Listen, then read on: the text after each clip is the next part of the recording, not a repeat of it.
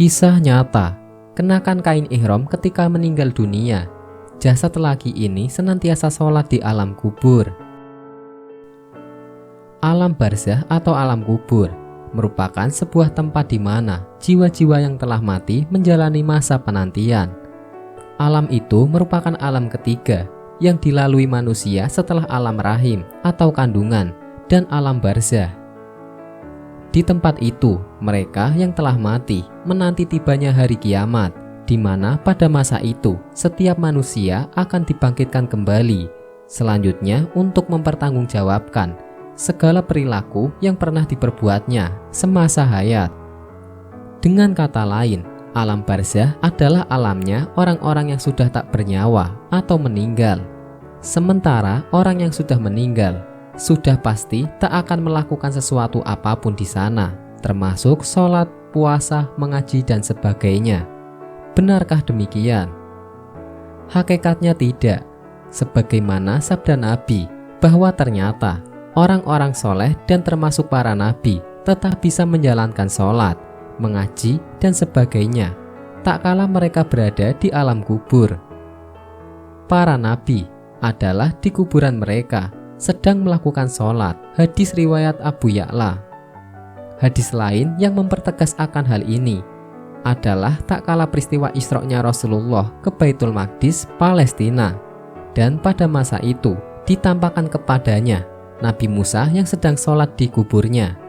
Rasulullah SAW bersabda, "Aku melewati Nabi Musa sedang sholat pada malam aku diisrokan di sisi tumpukan kerikil merah, sedang beliau berdiri melaksanakan sholat di alam kuburnya." Hadis riwayat Muslim.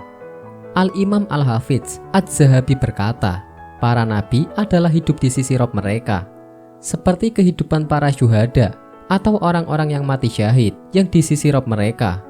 Kehidupan mereka tidaklah sama dengan kehidupan orang-orang nanti di akhirat.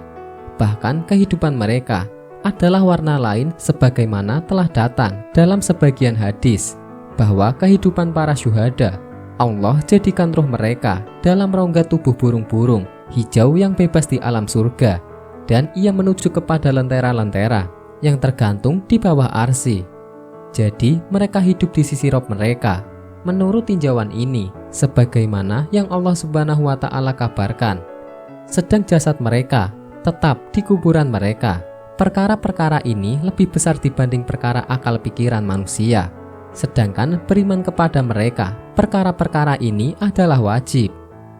Dan Allah berfirman, "Jangan kamu mengira bahwa orang-orang yang gugur di jalan Allah itu mati.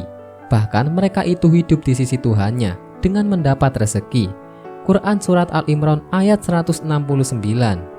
Lalu bagaimanakah kehidupan mereka di sana? Kehidupan mereka jauh berbeda dengan kehidupan kita yang hidup di alam manusia. Dalam kuburnya, mereka memperoleh kenikmatan-kenikmatan yang dilipat gandakan Allah, sebagaimana amal perbuatan mereka semasa di dunia. Mereka merupakan orang-orang yang dikaruniai segala kegembiraan di sisi Rabb-nya. Sebagaimana ia berfirman, mereka dalam keadaan gembira disebabkan karunia Allah yang diberikannya kepada mereka, dan mereka bergirang hati terhadap orang-orang yang masih tinggal di belakang, yang belum menyusul mereka, bahwa tidak ada kekhawatiran terhadap mereka dan tidak pula mereka bersedih hati. Quran Surat Al-Imran ayat 170. Ada satu kisah nyata yang memperjelas dasar teologi ini.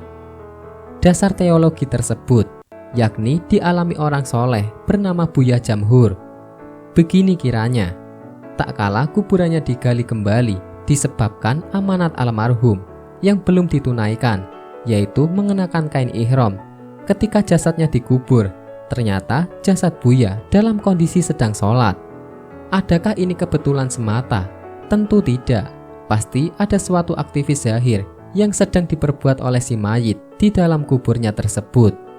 Namun memang tak terlihat nyata oleh indera manusia yang masih hidup, karena kejadian ini di luar jangkauan nalar dan logika manusia. Dalam kisah lain ada juga, tak kala ditemukan kondisi si mayit sedang membaca Al-Quran di dalam kuburnya. Mengenai kisah Buya Jamhur, barangkali ada satu pertanyaan yang menggila di relung hati pemirsa. Bagaimana bisa Buya Jamhur bisa mendapatkan kemuliaan tersebut? Ternyata setelah ditelisik, itu terkait keinginan Buya Jamhur sendiri, tak kalah dirinya masih hidup. Konon ia pernah mengungkapkan keinginan hatinya kepada muridnya, jikalau mau telah menjemputnya, ia tetap ingin melaksanakan sholat di dalam kubur. Aku ingin nanti setelah mati, di alam kubur aku tetap dapat mendirikan sholat, cerita Buya kepada murid-muridnya yang sedang antusias mengikuti ilmu yang diajarkannya. Jelasnya, tidak semua kehendak bisa dikabulkan oleh Allah, terkecuali hanyalah orang-orang tertentu saja. Sebagaimana Buya, beliau meninggal setelah mengimami sholat subuh dan meninggal di salah satu hari yang istimewa, yakni hari Jumat. Demikian satu kisah yang menunjukkan adanya aktivitas zahir yang dilakukan oleh orang-orang soleh dan para nabi di alam kuburnya. Namun jelasnya, bagaimanakah mereka bisa melakukan hal itu? Hakikatnya hanya Allah saja yang tahu. Satu hal yang harus kita pahami, bahwa tidak semua aktivitas-aktivitas mereka di alam kubur itu secara gamblang Allah tunjukkan kepada kita yang masih hidup. Dalam hal ini, tidak semua orang-orang soleh dan para nabi yang jika digali kuburannya, kita temukan sedang dalam keadaan sholat atau membaca Al-Quran, sebagaimana kisah di atas. Bisa saja mereka tetap dalam keadaan semula, di mana posisi tubuh terbaring miring atau lurus.